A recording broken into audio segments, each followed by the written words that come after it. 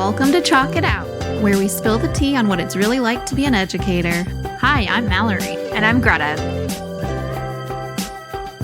We are back for a quick episode with a book roundup of our favorite resources for educators. All right, here we go. Okay, we're going to start with this book, Advancing Differentiation by Richard Cash. You can see that it is well loved by me. And me too. I feel like I probably added some sticky notes in there. I love it. Mallory and I, when we shared an office, we literally were like, do you have the blue book? Do you have the blue book? Get the blue book. Honestly, this is the book you want if you are looking to figure out how to differentiate in any way. It's good for gifted students. It's good for all students. Yes. Okay, so what I love about it is it has ready to use graphic organizers. It has strategies to get kids to ask good questions. It has ways to improve critical thinking in the classroom. It has ways to differentiate lessons and content and curriculum, ways to think about levels of knowledge, factual, procedural, conceptual, and then using that to incorporate with Bloom's taxonomy. This book is incredible. Yeah, and it's organized really well, and it's so user-friendly. Yes. We love this. Highly recommend. Richard Cash is a internationally recognized educational consultant, and I actually heard him speak at CAGT, which is the Colorado Association for Gifted and Talented Conference. Yeah, and this is a signed copy. Oh, look at you. Actually, it's worth some money. Maybe. I would never sell it though. I never actually didn't realize it was signed until I loaned it to someone and she was like, oh, this is signed. That's really cool. Anyway, highly recommend. I want my own book where I can sign. One day. One day. Okay. So I don't have my book with me, but it's through EL Education, Management in the Active Classroom. Okay. So for those of you who don't know EL Education, it's a curriculum that was developed to really get students collaborating, having discourse, exploring their learning, things like that. Okay. So anyways, it's through their curriculum, but you can just buy this one book, and highly recommend for new teachers or just any teachers for nowadays when you have a lot of behavior management maybe issues in your classroom because of the diverse needs of students. I recommend this book. So the purpose of it is to create a respectful, engaged and active in learning for students, collaborative, and then making sure students are growing. So it will guide teachers to develop protocols. It's all based on protocols inside this book about building self-discipline, responsibility, engagement, and creating leaders in your classroom. So some of the protocols I went through, it's all about how you present yourself when you are teaching the lesson. It's about your voice and tone, how you set up your classroom. Norms, how you develop those norms as a classroom community and do that together. Transitions, thinking about how you are building responsibilities in the classroom. So students are actually taking ownership in the classroom. It has some really awesome protocols for both whole group and small group instruction. Things like, stand up and pair up, use of how you're using anchor charts in your classroom and not just using them once, but how to refer back to them throughout the units and modules. Things like what you see in PDs, give one, get one. And then also just thinking about, I watched a video. They have lots of videos on their website, which we can post on ours because I think there were probably over 30 videos on these protocols. So it's really nice. You can see it in action as well. But one was giving feedback within writing. And so you praise the student, you ask them a question, and then you give a suggestion. So you're going around the classroom, and that's what you're doing for 10 minutes. Okay. So highly recommend. We will post the website in there. But it's really good for, like I said, new teachers, or if you're just like, oh, I need some new protocols. Mine, I need to freshen those up. Yeah. So that would be the second book. Amazing. Okay. Third book is Creativity in the Classroom by Elaine Jordan Stark. I don't know if I'm pronouncing that correctly, but again, you can also see another well-loved book by me. I just think this is amazing. Creativity is so fun. Yes. Why wouldn't you want to incorporate that into your classroom? Because otherwise it's boring. Life is boring without being creative. So the reason why I love this book is it talks a little bit about just what is creativity? Okay. The creative process. It talks about creative thinking skills and habits, And then there's lessons around increasing creative thought, but also how to make your lessons more creative and still within the Common Core standards. Oh, okay. Is it also like, is the curriculum involved in that? Like you can make the curriculum more creative? Yeah. So you can like take a lesson from the curriculum and think, okay, like how can I add in an opportunity for fluency where like students are expected to produce like a bunch of different ideas or a bunch of different options or ask a bunch of different questions or how can I incorporate an idea for original thought or like flexible thinking, like using analogies or metaphors or just like different ways to get students to be open in their thinking. Anyway, love this book. Highly recommend, especially if you're feeling bored with your teaching or bored with your curriculum, or you have gifted students or you have any students, because everyone deserves to be creative. I agree. And creativity is honestly thinking about the world that we're in and the jobs that kids are going to be into, they're going to have to think outside the box. Yeah, which is hard nowadays because they're always on screens. So we really need to get that creative thinking. Yes, because they're being influenced, right? Yes. To do things. Like we're influencing you to buy this book, but you should because it's amazing. Yes. Okay. Awesome.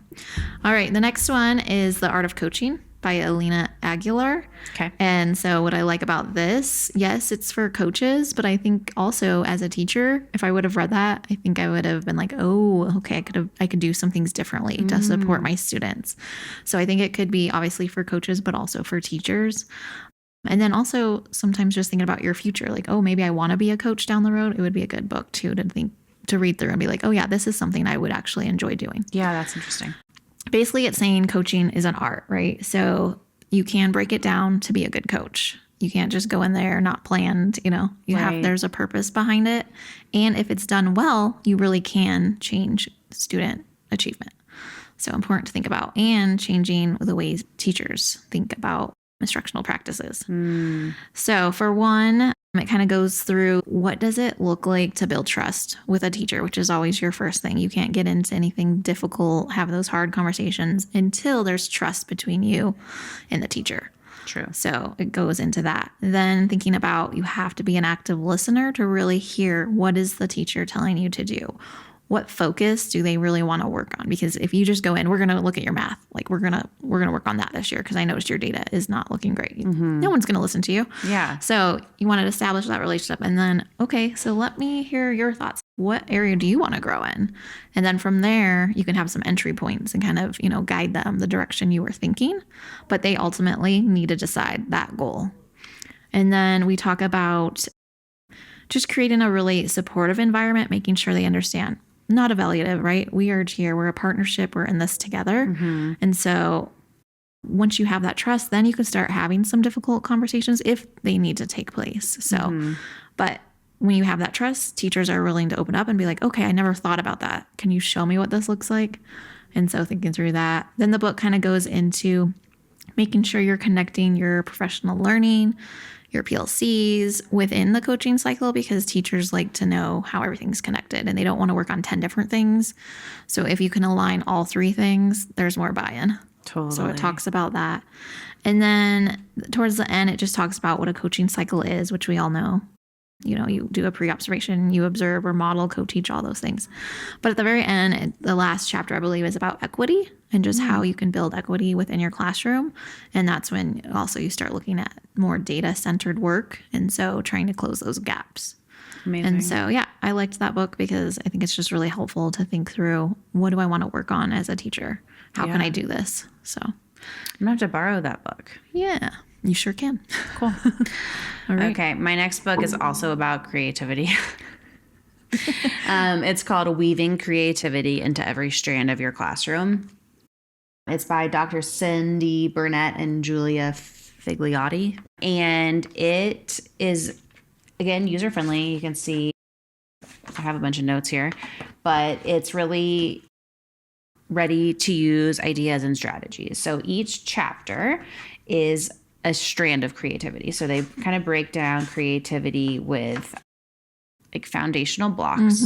So for example, keeping an open mind, being curious, looking at something a different way, risk-taking, embracing challenge, and highlighting the essence of something. So those would be like the foundational skills, right? So like once you have those built in your students, then you can start thinking about, okay, how can I make my students more flexible in their thinking, or be original, or how can I incorporate playfulness and humor, or how can I get students to visualize, or just like embrace the ambiguity of something. Like here's an example of something. Instead of, it's like a connection circle idea. Okay. Question. So you could say, what's the most original thing you did over the weekend? So Ooh, just like original. yeah. So just getting students to think about originality. Okay. Or having students rephrase a complaint from, I don't like reading, to saying, how might I find things I like to read? So really like developing that problem solving. Let me find one more example while I'm here.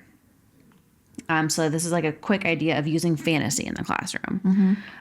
So you might ask, what might be all of the applications of teleportation technology? Oh, wow. So getting them to think about kind of an abstract concept, and then think, okay, how could that be used in many different ways? How could you design a self-cleaning refrigerator? That would be cool. I could actually see students being highly engaged with these. Yeah. And I love connection circles. That's an easy thing you can do every day. Okay, this examine why a task is hard. Help students to articulate the challenges associated with the task. So really using that metacognition. That's in the embracing the challenge chapter. I like this. Get students to do a pre-mortem before doing an assignment and have them work out all the things that could go wrong. Ooh, I love that. So that is good. Yeah. Talk about the risk-taking of literary characters. All right, I'm done talking about this book. That is But I love very it. cool, though. Yeah, it's just like a nice little easy thing to like pull out ideas, and I think it's just really helpful and awesome. I like that because it seems like something you do in the moment, too. Exactly. Which is awesome. Okay. My last one, it's more about thinking about teacher strengths and preferences. So this one is teach with your strengths, but they also have other types of assessments like that. So emergenetics, which is, I have my profile. Very well balanced. Yes, very well balanced. Thank you. So what I like about these is teachers can take these assessments. I'm sure everyone out there has taken something similar. There's so many out there. But the bottom line is there's usually 4 areas. So one is analytical. So that means you're a clear thinker, data driven, and you're rational, which that's my highest one on all the assessments I've ever taken. And then structural is like you're a practical person. You love guidelines. You're predictable. You kind of learn by doing. That's my least one. Okay. I could see that. Yes. I hate being told what to do. That's hilarious. And to me, I'm like, that's so much easier. So I do have some, that's like my third one, but I have a little. And then conceptual. This is the one I hardly have any. So imaginative, visionary, enjoys the unusual, likes experiments, things like that. I have a little. It's not like I don't have any though. So Yeah. No, you're pretty well balanced. I Yes. think I think that one was my highest one. Yeah. I have a hard time though when I'm working with others who are yellow. I have to really like check myself and be like, okay, this person is creative. They're like kind of opposites. So whenever I enter a coaching conversation or just any conversation, I always try to think, okay, how does this person feeling? And I'm like, what color are they? Okay, so I might have to adjust how I approach situations.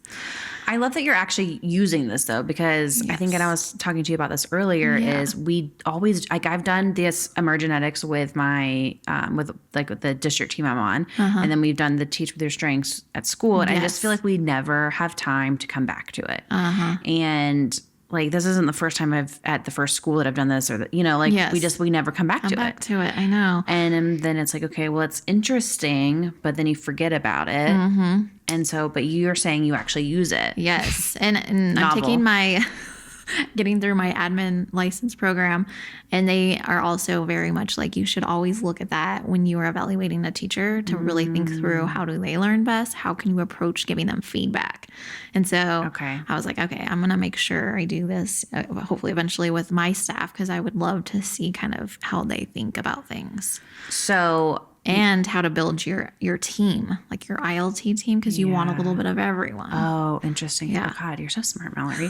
Okay, so now since I'm going into more of a coaching role, I am going to make sure I look that up. Yes. And Okay. Before you have a conversation with them, just Learning kind of so guess much like, from you. ooh, I wonder how they would approach this. Okay, so I'm going to have these questions in mind. Because obviously if you're all like the person's all purple or blue and they're very much data driven, okay, so they already have their data collected. You True. don't, that's something you're probably not going to have to do. Well, However, if they're not like that creative side, oh, okay, think about our students. Like, how are we going to make this lesson a little more creative? Because they might have like 0. You know? You also have those other assessments that are like the blues and the oranges that are emotional versus direct or whatever. Yes. Uh-huh. So I've always been orange, direct, and to the point, which I think can be seen as aggressive to some other people Yes, that some are people, like very sensitive.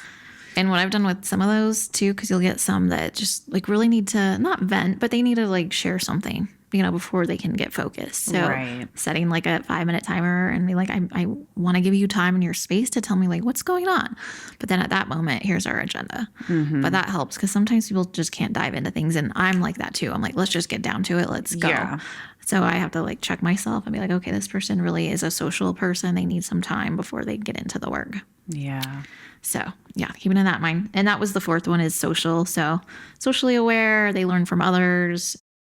So yeah, relationships. The other thing I was just thinking about, we kind of talked about, so within coaching, within admin, but yeah, I'm just curious how others would use this in a school system. So maybe on our blog, people can kind of put how they're using it. Yeah, absolutely. I'd be curious to see how this is done successfully. Exactly. Yeah. And to know that these are my preferences or your strengths. However, you can stretch yourself. They always say like a rubber band. You can stretch yourself and go, I can go more into conceptual when I need to.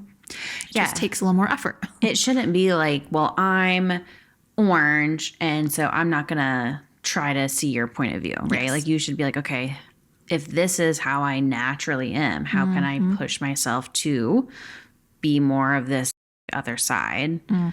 Yes. Yeah. So yeah, that was my book. Cool. All right. Well, that is our first book roundup, book resource roundup. We will be doing more because there are so many. Yeah. So many books. I can't talk anymore. So many books. And we are going to link them to our website. So you can always just go there and purchase them. Yep. All right. Well, thanks for joining us. Follow us on Instagram, Facebook, TikTok, YouTube.